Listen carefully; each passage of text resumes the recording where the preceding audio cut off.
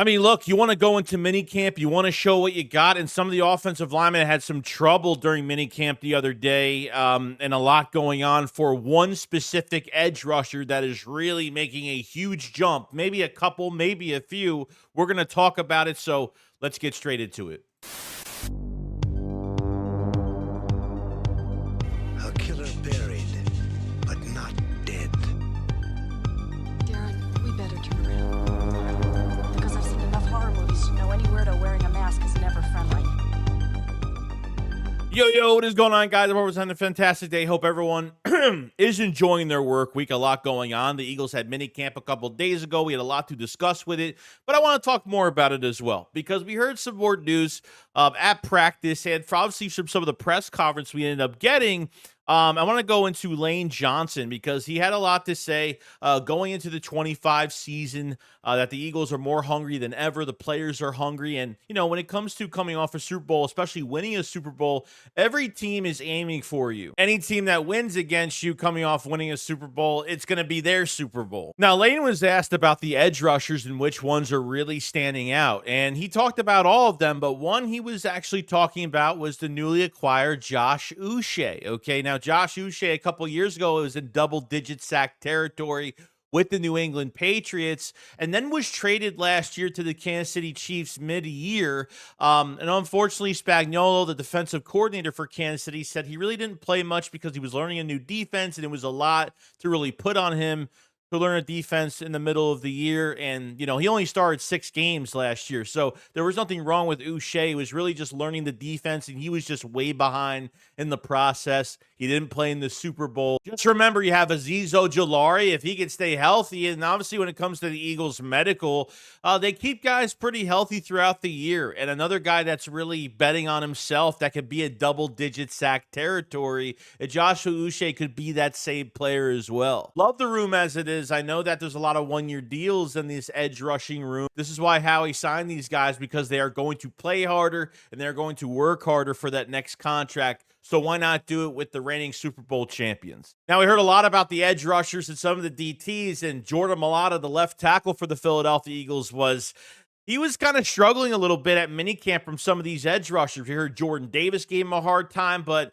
Jalix Hunt had a really good day the other day. I know they're not wearing full pads. I know they can't grab each other the same way, and I know things just aren't the same with full pads not being on. How Vic Fangio's developed some of these edge rushers has been absolutely amazing, from the edge rushers to the DTs. I mean, Jalix Hunt realistically was a late starter in the 24 season. You know, he had that little minor surgery in the offseason program, missed some time, and really just played special teams. And finally, at the end of the year, Vic Fangio put him in the rotation, and it really was over after that. And once he hit the playoffs, it was just absolutely insane. I mean, realistically, when you look at the regular season, pressure rate is only 7.4%, which, like I said, that number would probably be a lot higher if he started in the rotation a lot earlier. But once he got into the playoffs, his pressure rate was 14.5%, and his pressure win rate was 12.9%.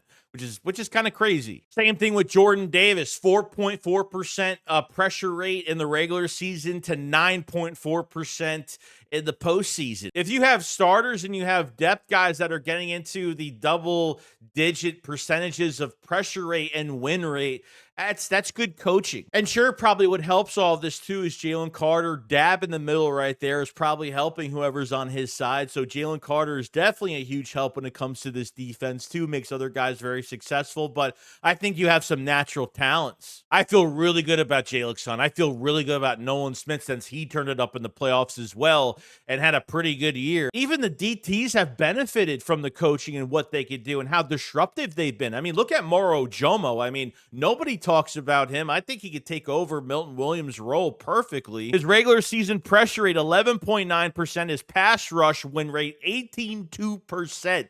18.2, kind of insane. When Moro Ojomo got to the playoffs, his postseason pressure rate was 10.9 and his pass rush win rate was 10.9.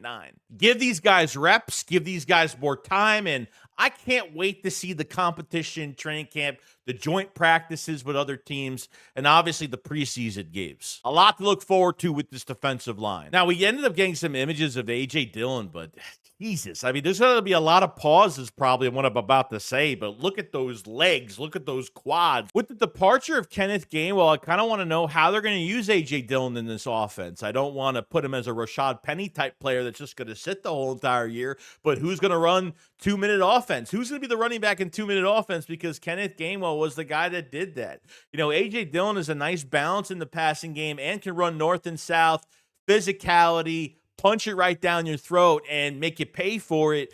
That's what A.J. Dillon could do. I mean, just look at him. I mean, just imagine this is the running back behind Saquon Barkley, and coming off that neck injury now. He hasn't played since December, the end of December in 2023, because he had that stinger. And we know that we had Jordan Howard here when he had that stinger injury. He missed a lot of time. And obviously, A.J. Dillon has missed a lot of time as well. So he's on that one-year deal. A.J. Dillon is obviously on a one-year contract, proving it to himself with the Super Bowl champions for another contract with another team for 2026. And I'm excited to see. Like, I understand that this is going to be a run-first team. We all know this now. It's a run-first team, but A.J. Dillon, how they use him. Now, when it comes down to a usage standpoint, he's going to be one of the most intriguing players of how they're going to use him in this offense. A.J. Dillon's 27 years old, going into his prime as of right now, and has a big opportunity to run behind Saquon Barkley to be part of a very good offense and really look good. So I'm hoping for the best. Just please take care of that neck because, you know, we have to make sure that he's healthy. Well, other than that, guys, that's pretty much it. We talked about the defensive line, edge rushers, DTs, Jordan Mailata having issues, Lane Johnson having great things to say about these edge rushers. And, you know, we don't have full pads on yet, but there's a lot to take from it. And I think that we'll just be adding more to this when we get into training camp mid-July to see what these guys could do. Let me know in the comments section below. And make sure you subscribe to the channel for more Eagles news every single day. Make sure you like the video because it helps out tremendously. Need to say it does. Guys, have a fantastic day, and I will see you guys on the next one. Shakes what up, follow, slide. Peace out, guys. Peace.